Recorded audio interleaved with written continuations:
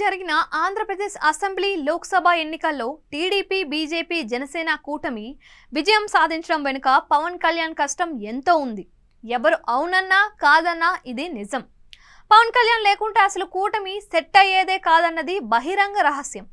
Rajahmundry central జైల్లో టీడీపీతో జనసేన కలిసి నడుస్తుంది అని ప్రకటించిన నాటి నుంచి ఎన్నికల వరకు పవన్ వ్యూహాత్మకంగానే వ్యవహరించారు. 50 నుంచి 60 స్థానాలు ఇవ్వకుంటే పొత్తు వద్దని కుల పెద్దలు హెచ్చరించినా పవన్ కళ్యాణ్ పట్టించుకోలేదు. జనసేన టీడీపీలకు బీజేపీ అండ కావాలనే ఉద్దేశంతో కూటమిలోకి ఆ పార్టీని ఎలాగైనా తీసుకురావాలని కంకణం కట్టుకున్న పవన్ కళ్యాణ్ తనకు కేటాయించిన సీట్లను సైతం వదులుకొని త్యాగశీలి అనిపించుకున్నారు. ఆపై కూటమి అభ్యర్థుల విజయమే లక్ష్యంగా రాష్ట్ర వ్యాప్తంగా సుడిగాలి పర్యటనలు చేశారు. తన అభిమానులు కాపు సామాజిక వర్గం ఓట్లను గంపగుత్తగా కూటమికి తరలించడంలో పవన్ కళ్యాణ్ సక్సెస్ అయ్యారు. పవన్ అనే వ్యక్తి లేకుంటే వారు వన్ సైడ్ అయ్యేది కాదని, జగన్ ఇంత ఘోరంగా ఓడిపోయేవారు కాదు అన్నది అందరూ అంగీకరించే విషయం.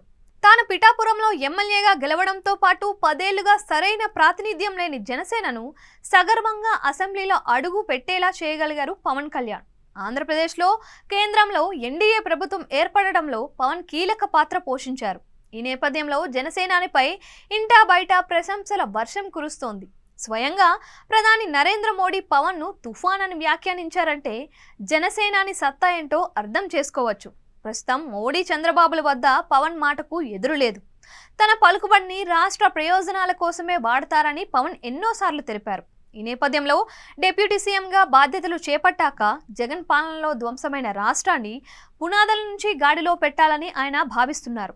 విభజన హామీలపై దృష్టి సారించిన పవన్ కళ్యాణ్ ఏపీకి బీపీసీఎల్ ఆయిల్ రిఫైనరీ రావాల్సిన విషయమై జనసేన ఎంపీ వల్లభనేని బాలశౌరి ద్వారా కేంద్రంపై ఒత్తిడి చేయించారు.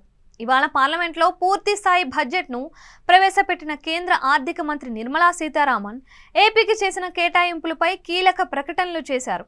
రాజధాని అమరావతి కోసం 15,000 కోట్ల రూపాయల నిధులు, ఆంధ్రప్రదేశ్కు జీవనాడి వంటి పోలవరాన్ని పూర్తిగా కేంద్రం ఖర్చుతో నిర్మిస్తామని ఆమె ప్రకటించారు. విశాఖపట్నం చెన్నై ఇండస్ట్రియల్ కారిడార్, రాయలసీమ మీదుగా హైదరాబాద్ బెంగళూరు ఇండస్ట్రియల్ కారిడార్లు మంజూరు చేయడంతో పాటు త్వరలోనే నిధులు విడుదల చేస్తామని ఆమె ప్రకటించారు. ఈ కేటాయింపులన్నీ పవన్ కళ్యాణ్ దూరదృష్టి ఫలితమేనని నెటిజన్లు కామెంట్స్ పెడుతున్నారు.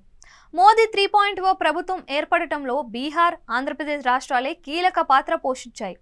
ఈ 2 చోట్ల ఎన్డీఏ కూటమి ఎక్కువ సీట్లు గెలవడంతో మోడీ పరువు నిలబడింది. బీహార్ సంగతేమో కానీ ఏపీలో తెలుగుదేశం పార్టీ ఉంటే తాము పొత్తులో కలిసే ప్రసక్తే లేదని కమలనాథులు పంతం పట్టారు.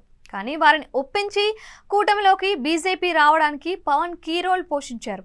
ఆయన మాటను పట్టించుకోకపోయి ఉంటే ఏం జరిగేదో ఫలితాల తర్వాత బీజేపీ పెద్దలకు బాగా అర్థమైంది. అందుకే ఢిల్లీలో ఎన్డీఏ ప్రభుత్వం ఏర్పడటానికి కారణమైన బీహార్, ఆంధ్రప్రదేశ్లపై మోడీ బడ్జెట్లో వరాల జల్లు కురిపించారు.